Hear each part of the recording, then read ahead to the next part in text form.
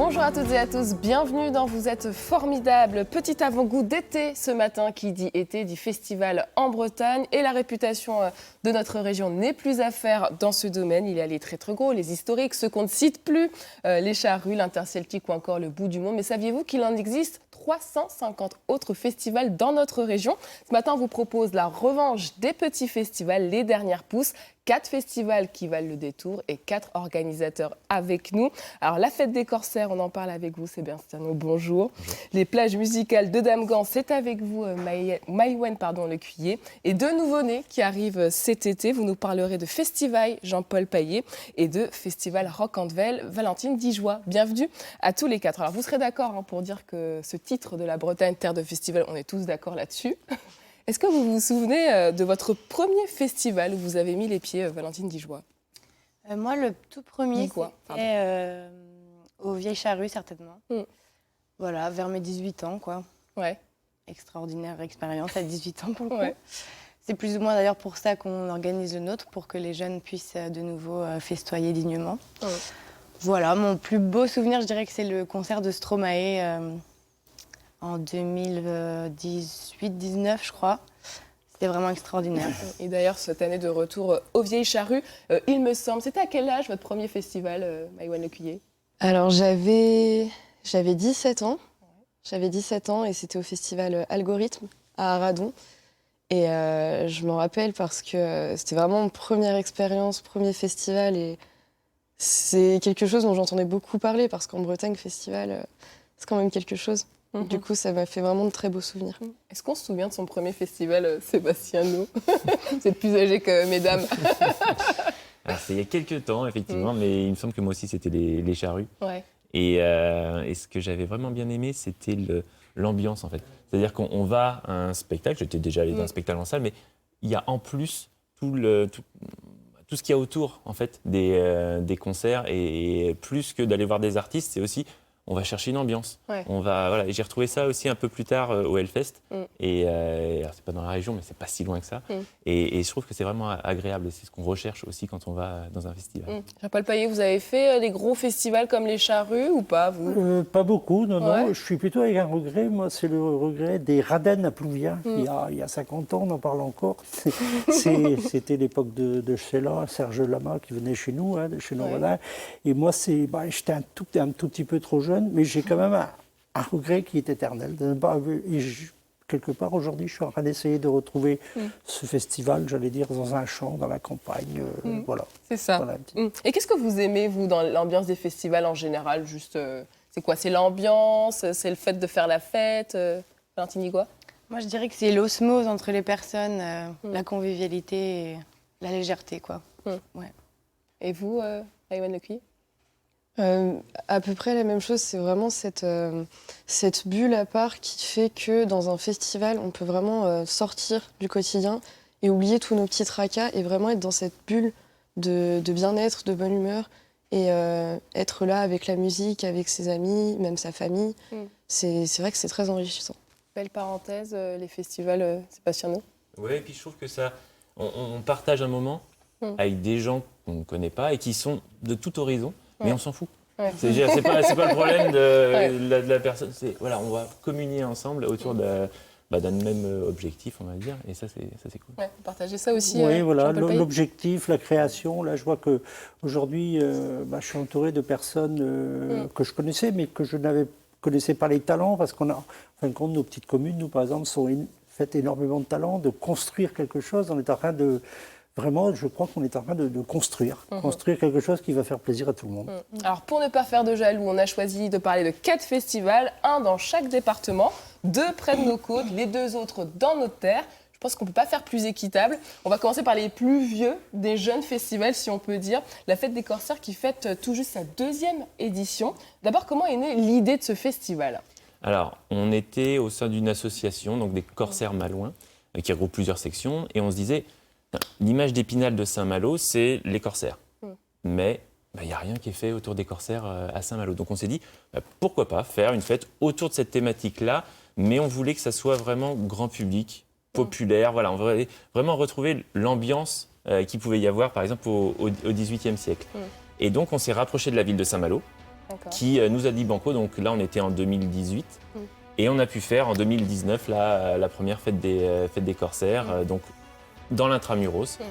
Et bah oui, effectivement, 2019, ça date, mais on fait juste notre deuxième édition cette année parce que 2020 et 2021, évidemment, les conditions sanitaires ne nous ont pas permis. Alors, vous êtes arrivé joliment vêtu sur ce plateau ce matin.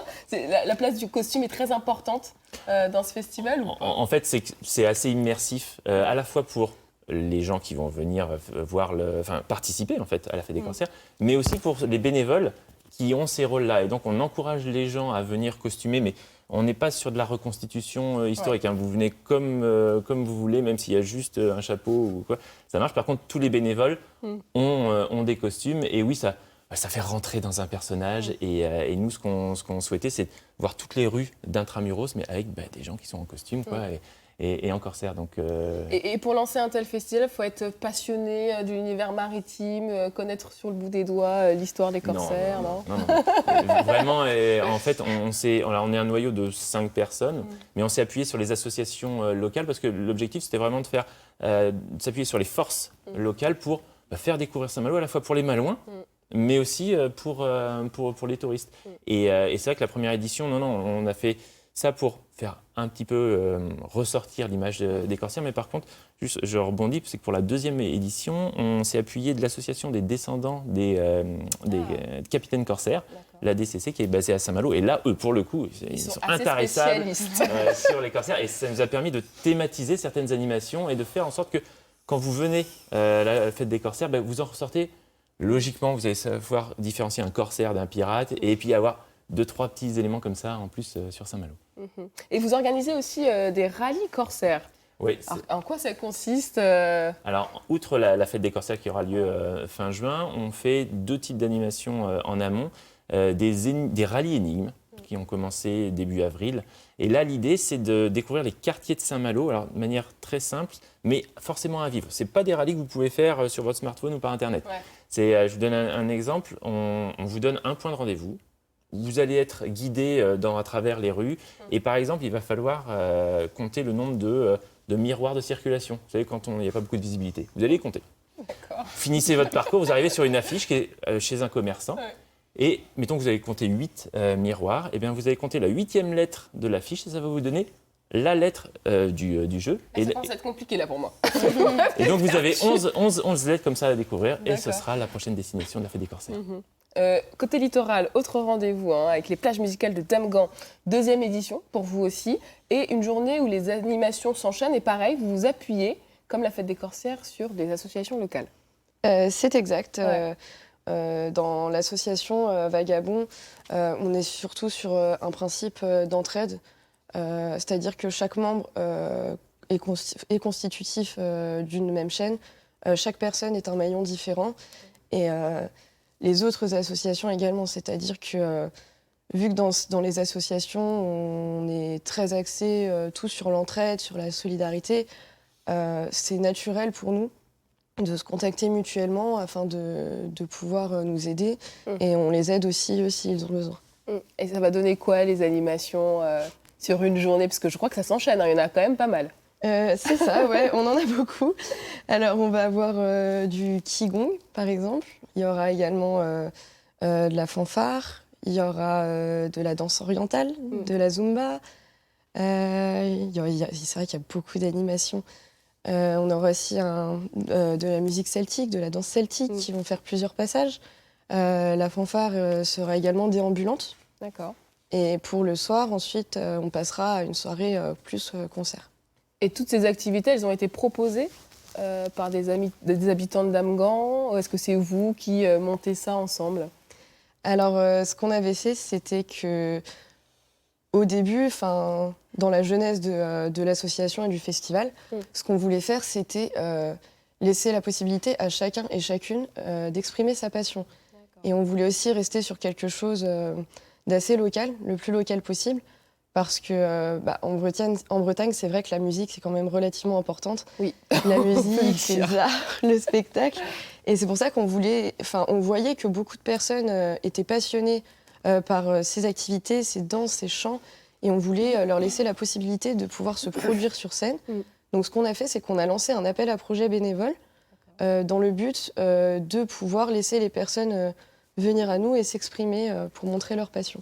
Et vous dites souvent « on », c'est qui « on » On, c'est les autres membres de l'association et moi-même aussi. Vous êtes combien? Vous êtes 4, c'est ça? On est 3 membres du bureau et on est quasiment, quasiment 10 dans l'équipe d'organisation au total. Et c'est facile de se dire, quand on a une vingtaine d'années, tiens, je vais lancer un petit festival près de chez moi. Non, pas du tout. Ça paraissait très facile sur le plan théorique, en fait. C'est-à-dire que c'est parti d'une conversation devant un verre. On s'est dit, ce serait sympa de faire ça. Mais non, c'est très, très, très complexe à mettre en place. Et la première édition, elle a tenu ses promesses? La première édition a tenu ses promesses, mais c'est vrai qu'avec le contexte sanitaire de 2020, c'était très compliqué. On n'a pas pu faire la mise en place. Donc la première édition était en 2021, mais le contexte sanitaire était toujours présent également. Donc ça a été très complexe et ça a constitué quand même des obstacles non négligeables qu'on a réussi à surmonter malgré tout. Et on a fait une belle première édition. Et après avoir vécu ce stress du Covid, il est encore un peu présent. Est-ce que vous vous dites, c'est moins pire qu'en 2019 ou en 2020 et c'est quoi votre état d'esprit, sachant que vous connaissez déjà l'exercice? Sébastien No. Alors, on a forcément pris ça en compte. En tout cas, la ville de Saint-Malo nous a imposé certaines normes en termes de sécurité sanitaire, même en termes de circulation. Donc, par rapport à 2019, nous, on n'en parlait pas du Covid. Ouais, c'est ça. Donc, du coup... Mais par rapport à ce qu'on avait envisagé pour 2021, ce sera quand même plus cool cette année, normalement. Et vous, pour les plages musicales de Damgand, ce que vous disiez tout à l'heure, avant qu'on commence l'émission, jusqu'à la dernière minute, vous ne saviez pas trop, presque. Oui, c'est vrai que c'était très complexe parce que, au vu des mesures sanitaires qui venaient, qui repartaient, ça a fluctué énormément. Et au niveau du monde du spectacle, on ne savait pas trop sur quel pied danser. Et c'est vrai qu'au niveau des informations qu'on nous fournissait, c'était vous pouvez, puis non, il y a un pic de l'épidémie, vous ne pouvez plus. Ensuite, c'était, certes, vous avez un petit terrain, mais il faut tel nombre de mètres carrés par personne. Donc c'est aussi des calculs à refaire et c'est vrai que c'est beaucoup de travail. C'est beaucoup de On travail. On ne voit pas trop, mais c'est beaucoup de travail. Alors, pour cet été, je le disais, 2 nouveaux festivals vont s'ajouter à la longue liste déjà bien fournie. Festival et Rock and Veil. On en parle dans quelques instants. Mais d'abord, Evan nous propose ce matin de rencontrer un autre passionné dans un tout autre registre. Regardez. Oui, salut Anne Fanté. Alors ce matin, je suis chez Yves à Pont-Melvé dans les Côtes-d'Armor. Et Yves, il est figuriniste, c'est-à-dire qu'il fabrique et collectionne les petits soldats de plomb comme on peut voir derrière moi au premier étage de sa maison. Yves, vous allez nous raconter votre passion. Bonjour. Oui. Alors, vous en avez combien des figurines? Normalement 1500. Alors, En tout. En tout, ça en fait. Vous allez nous ça expliquer fait pas parce que mal, c'est du boulot. Vous allez nous en parler. Oui. Quelles sont les scènes, s'il y avait une scène que vous pourriez nous présenter, là, comme ça, pour commencer, laquelle est la plus emblématique? Il y a par exemple ici la mort du maréchal Lannes. On peut la sortir? Oui, on peut la sortir, oui, bien sûr, oui. La mort du maréchal Lannes à la bataille d'Essling en 1809. Alors, il y a Napoléon qui est là, Ah et oui. il y a Lannes qui a pris un boulet dans la jambe droite. Et comme on peut le constater là, il n'a plus de jambes. Oui. Il va mourir de la gangrène dans des souffrances épouvantables pendant 3 jours. C'est vraiment pas drôle. J'aurais pas dû Pour lui, rigoler. non. Pourquoi est-ce que vous aimez cet univers napoléonien? Oh, ça remonte à assez loin quand j'étais étudiant à la Sorbonne à Paris. Et j'avais un professeur tout à fait extraordinaire qui est toujours vivant, qui s'appelle Jean Tullard. Et il a traduit sa passion pour Napoléon. Et nous, ces étudiants, eh bien, on s'est pris cette passion-là aussi. On va dire que Donc vous en ça avez- remonte, disons, à mes années estudiantines à la Sorbonne. Et puis il faut dire que vous en avez fait votre métier puisque vous étiez prof d'histoire. Oui, enfin bon, là, il n'y a pas que Napoléon. Non, ah bah non. Non, non, non, non.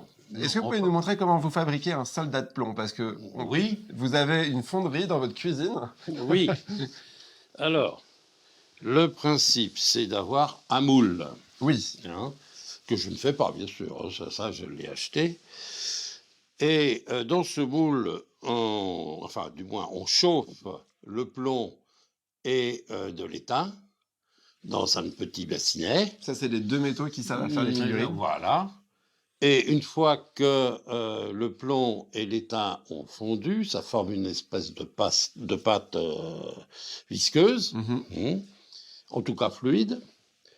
Et on insère le métal là-dedans. Ensuite, On attend que ça refroidisse parce que pour pas se brûler, évidemment. Et ensuite, on ouvre. Et coucou, me voilà. un On joueur de a tambour. Un tambour prussien de la bataille de Jena, 1806. Mais une fois qu'on a la figurine en question, le travail n'est pas fini. Et non, et d'ailleurs, on va s'arrêter là parce que vous allez nous montrer, vous m'aidez à faire ma transition, c'est parfait. Vous allez nous montrer comment vous peignez à la main chacune de ces figurines, ça met quasiment 2 heures. Oui. Et il y en a encore pas mal dans la pièce d'à côté, donc revenez nous voir, à tout à l'heure. Alors Evan, merci beaucoup. Ce matin sur ce plateau, nous on parle des festivals qui voient le jour dans notre région. 2 petits nouveaux, orientés musique cette fois et dans les terres. Alors le 25 juin, le même jour que la fête des Corsaires, il se tiendra Rock Anvil à Loch Anvil. Combien d'habitants, Valentine? À Locquenvel, il me semble 67 cette année. 67, d'accord. C'est la plus petite commune des Côtes-d'Armor. Ouais. Et vous choisissez, vous, de lancer un festival là-bas. Pourquoi? On est originaire du coup de Locquenvel. Oui. Ça fait plusieurs années déjà. Et donc, voilà, c'est vraiment un très, très beau village qui vaut le détour largement. Et la disposition du bourg, en fait, est idéale pour organiser ce festival qui n'accueillera pas plus de 300 personnes, je pense. Mais ouais, ça risque d'être festif et joyeux. Alors ce festival, vous le lancez avec votre sœur. Oui. Quand vous avez proposé à la commune de lancer ce festival, quelle a été la réaction? Parce que 67 habitants, on n'imagine pas un festival, à vrai dire. Eh bien, la mairesse était conquise rapidement, en fait. Ouais. On se connaît tous, puisque 67 habitants, c'est pas beaucoup.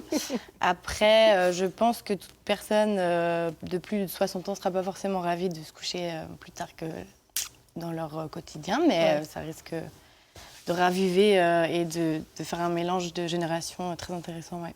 Rock Anvil, est-ce qu'il y a un côté rock déjà dans ce petit bourg de 67 habitants? Oui. Au-delà Un grand côté du festival. rock. Ouais. En fait, je dirais que, pour faire rapport au Corsaire de Saint-Malo, par exemple, la commune de Locquenvel a un côté bien rock dans les Côtes-d'Armor. Ses habitants et la dynamique qui s'y trouve. Voilà. Est-ce que l'excitation, elle est pareille pour vous, festival, bientôt? Vous allez vous lancer Oui, l'excitation est là depuis déjà plusieurs mois, parce que donc nous, on est un peu plus d'habitants, disons qu'on est 1500 habitants entre 2 communes, parce que donc c'est l'association que je préside, elle est sur 2 communes, Carnouès et Saint-Frégan, et donc le terrain des sports était pour nous l'endroit idéal pour faire le festival. Et après, on parlait donc de festival, mais c'est surtout de chansons françaises. Donc on a voulu se démarquer beaucoup, de se démarquer pas beaucoup, mais se démarquer de certains autres, où on est vraiment dans la chanson française. Et puis, voilà, la base, je pense, un petit peu le fait de bien connaître quelques chanteurs qui sont connus, comme Jaffress, Jean Legros-Dot, et puis Silver Burlot. Tout cela ont donné un accord rapide, et autour de ça, on a pu créer quelque chose. Et qu'est-ce que vous aimez, vous, dans la chanson française, Jean-Paul Paillet? La chanson française, notamment des années 80, je suis. Vous avez été bercé par ça? Oui. Je pense que je reviens toujours à ce que j'avais entendu dire dans ma jeunesse, ce fameux, ce qui s'était passé donc du côté du Plouvien, ce côté Raden qui aujourd'hui reste. Et c'est quelque chose que j'avais voulu un petit peu déjà créer, je pense, en 1984. Donc c'est pas où j'avais créé la fête de la campagne à Plouguerneau, dans un petit padelin aussi, dans une petite paroisse qui s'appelait le Groinec.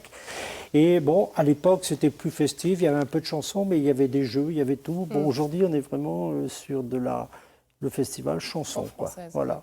Justement, Valentine Digua, comment on construit une programmation? C'est-à-dire que vous décidez, voilà, vous avez trouvé le nom, Rock'n'Vel, et après, comment on fait?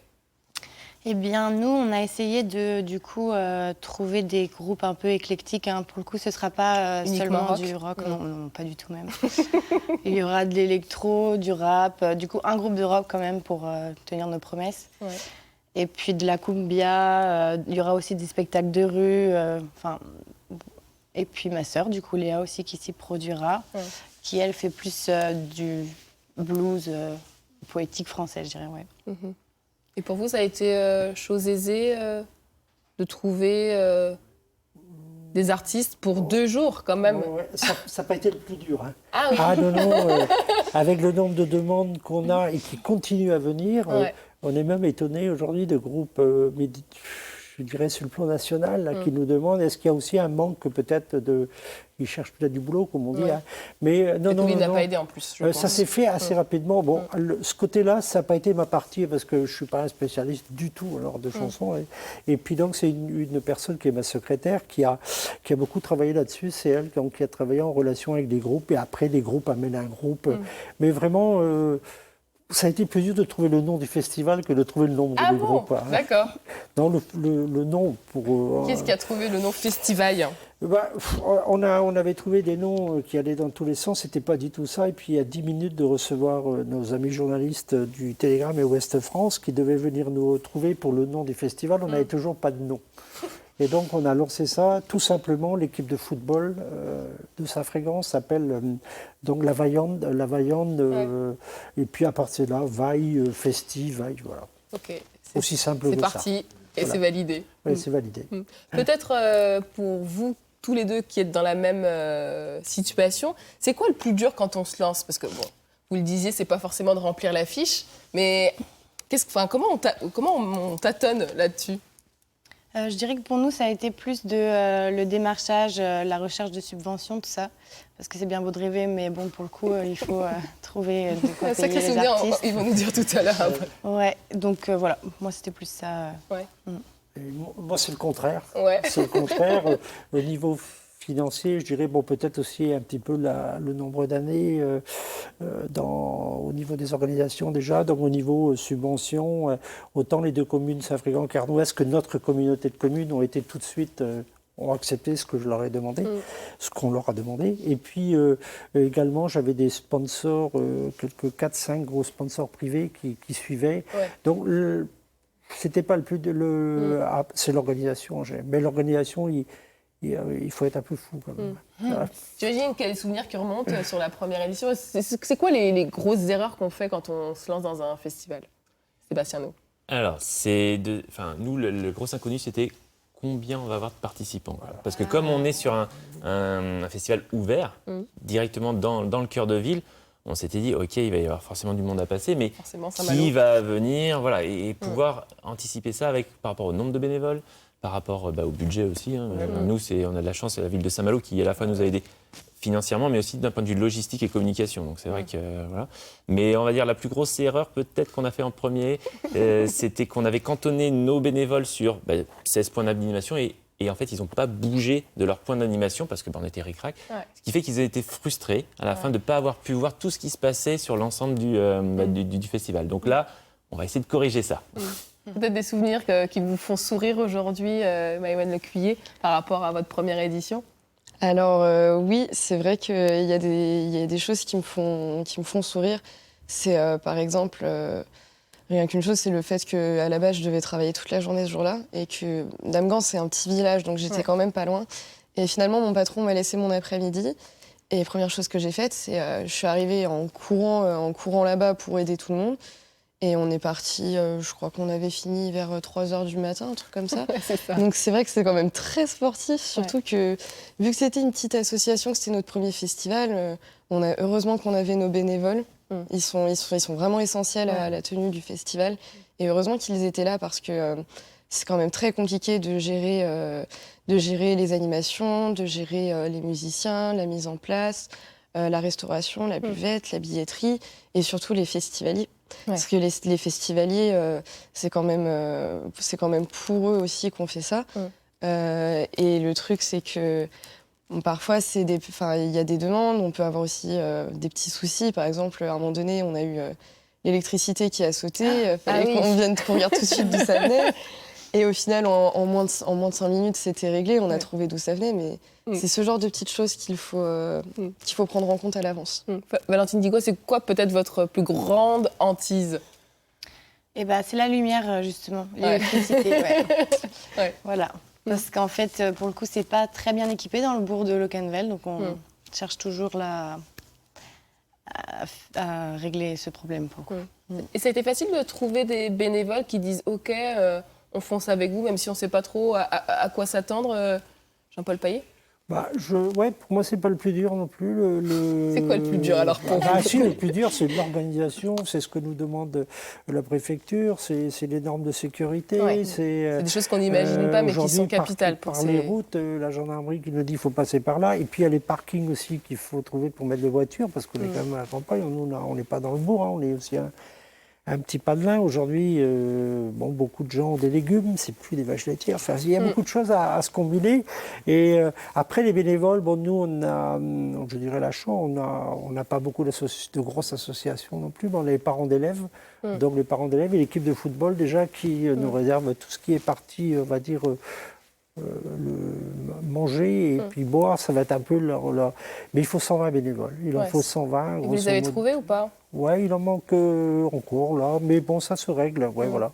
Si, c'est par groupe, parce qu'il n'y a pas que des bénévoles des deux communes non plus, il y a aussi des bénévoles de la communauté de communes. Donc nos voisins sont aussi nos partenaires.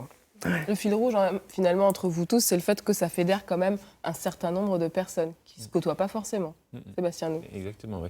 Nous aussi, on recrute toujours des bénévoles. Première édition, on était 180, là, on aimerait bien être 250.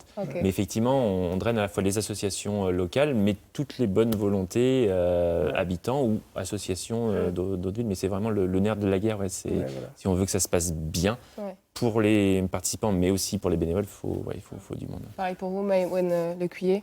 Oui, c'est la même chose. Je rejoins ce que disait Sébastien. C'est vrai que ça reste quand même un pilier dans le cadre du festival. Et qui plus est, même d'un point de vue personnel, entre guillemets, c'est que nous, c'est quelque chose qu'on prend plaisir à faire aussi. Et c'est une expérience qu'on aimerait partager aussi avec nos bénévoles, c'est-à-dire que leur permettre de participer au festival, c'est aussi leur montrer l'envers du décor, tout en profitant du festival, c'est-à-dire qu'ils peuvent voir un peu les rouages de la machine. Il faut trouver le juste équilibre entre les deux. C'est ça.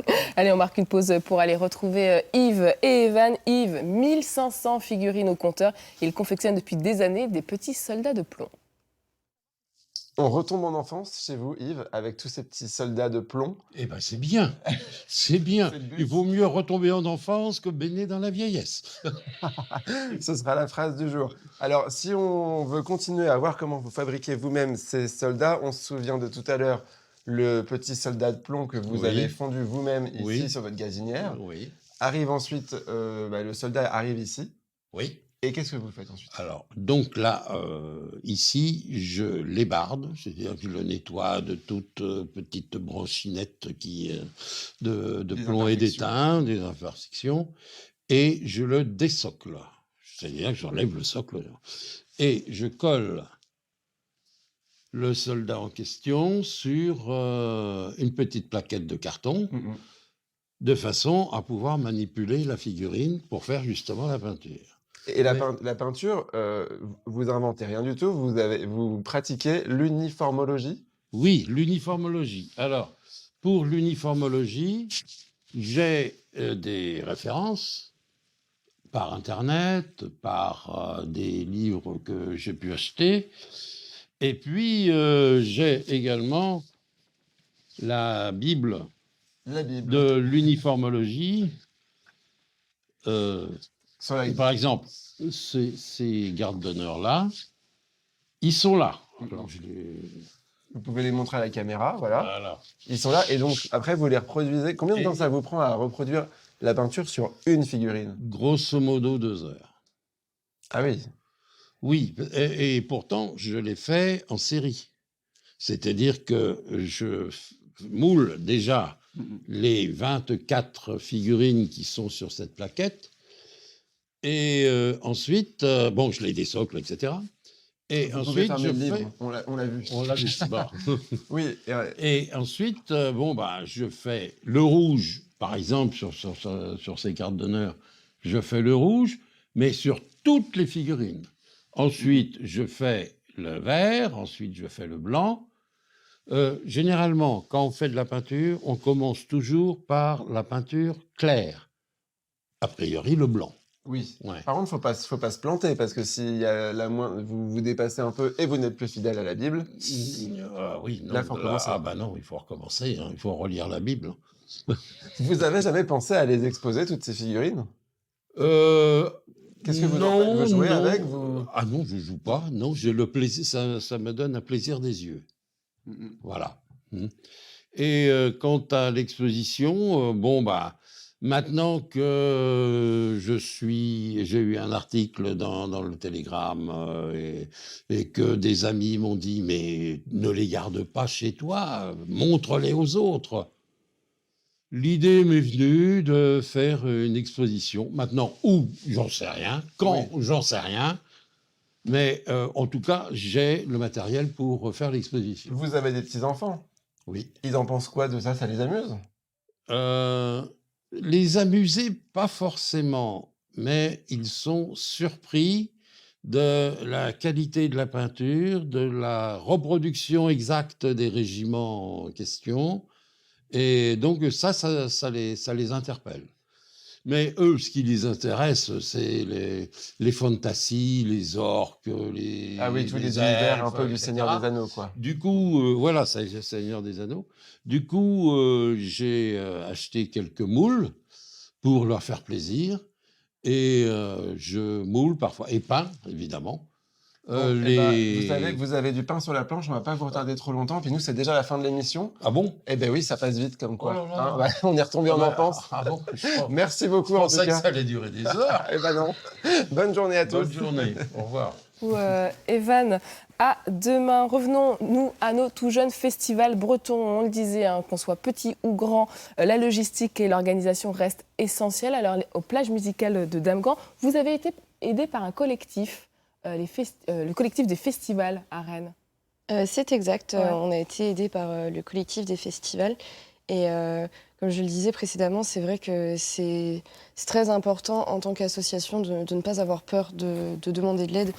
Et c'est vrai que le collectif des festivals a vraiment été essentiel pour nous. Enfin, nous a vraiment beaucoup aidés. Et on les remercie grandement pour ça. Quels sont vos besoins à quelques semaines de votre première édition à tous les deux, Valentine Dijoie? Vous travaillez sur quoi en ce moment? En ce moment, on travaille sur la décoration, entre autres. Oui, ça, on n'y pense pas souvent, Ouais. mais c'est important. Oui, pour le coup. En plus, on compte vraiment créer un univers assez merveilleux, donc il faut y réfléchir à l'avance. Oui. Jean-Paul Paillet.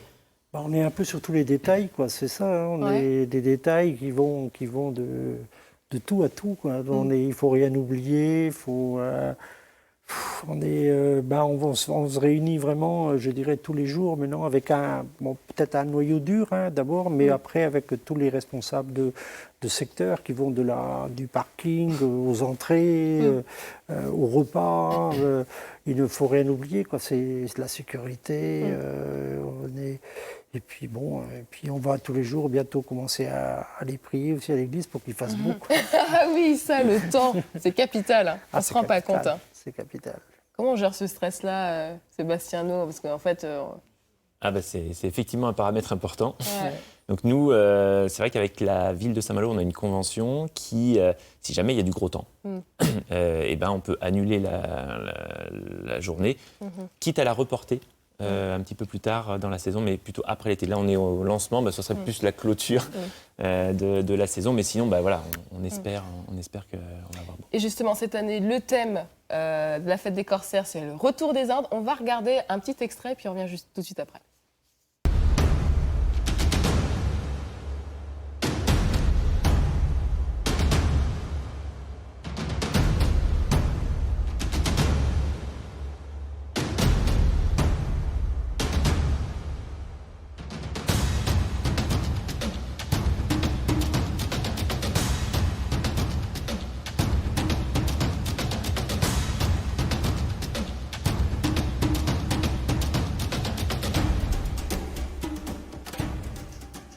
Voilà pour ce petit teaser du thème de l'année, Retour des Indes. Qu'est-ce que vous avez voulu raconter En fait, cette année? la fête ou les fêtes de corsaires, des corsaires, c'est une histoire. C'est-à-dire que la première édition, on recrutait un équipage pour aller aux Indes.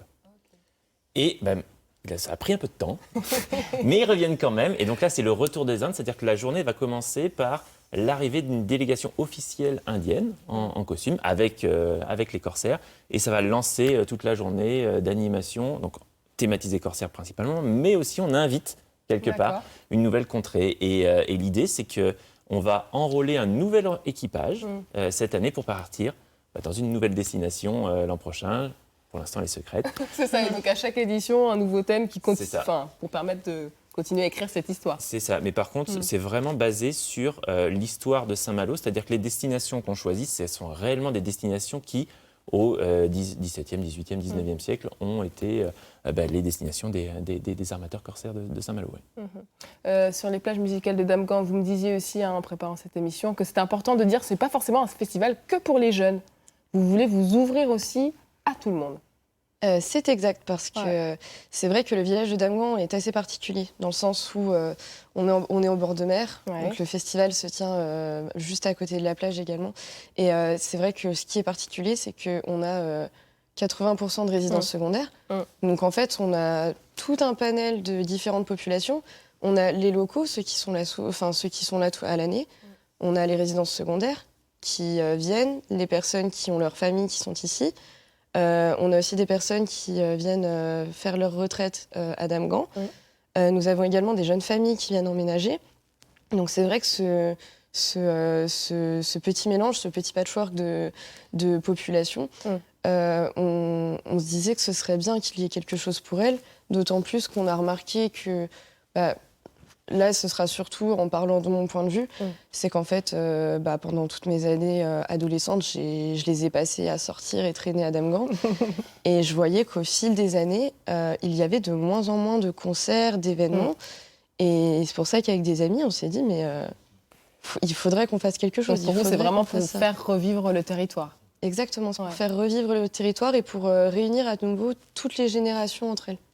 Ça aussi, c'est important pour vous, cette dimension de faire revivre le territoire, Jean-Paul Payet? Ça a été toujours, je dirais, mon cheval de bataille, toujours créer quelque chose dans le territoire. Oui, c'est la base de tout. Nous, je crois qu'heureusement, nous, dans notre région, comme dans d'autres, on est quand même plusieurs, je pense, à créer, parce qu'il faut tout le temps créer. On ne peut pas rester. Voilà, ici, on est encore dans une création. Ouais, cette création, c'était aussi quelque part pour faire revivre le territoire, ou justement dire, à Locquenvel, on peut aussi vivre des expériences uniques. Eh bien, moi, je rejoins aussi l'idée de se rendre compte que, en fait, plus jeune, il y avait beaucoup d'événements tels que ceux qu'on organise. Et donc, c'est l'idée de relancer et mettre en avant le territoire et la culture et le vivier festif breton. On vous souhaite en tout cas à toutes et à tous une belle édition 2022. Je redonne les dates pour celles et ceux à qui ça intéresse. Le 25 juin, rendez-vous pour les costarmoricains à Locquenvel pour le festival Rock'n'Vel. Je l'ai bien dit cette fois-ci. 25 juin, toujours début des festivités pour la fête des corsaires sur l'île littorale malmont. Ça dure encore... C'est sur combien de jours? C'est la journée. La journée, uniquement la journée. Le 2 juillet, rendez-vous pour la 2e édition des plages musicales de Damgand. C'est du côté du Morbihan. Et enfin, le petit dernier, le 9 et 10 juillet, ce sera autour du festival et d'être à la fête. Merci à tous. Bonne journée sur France 3.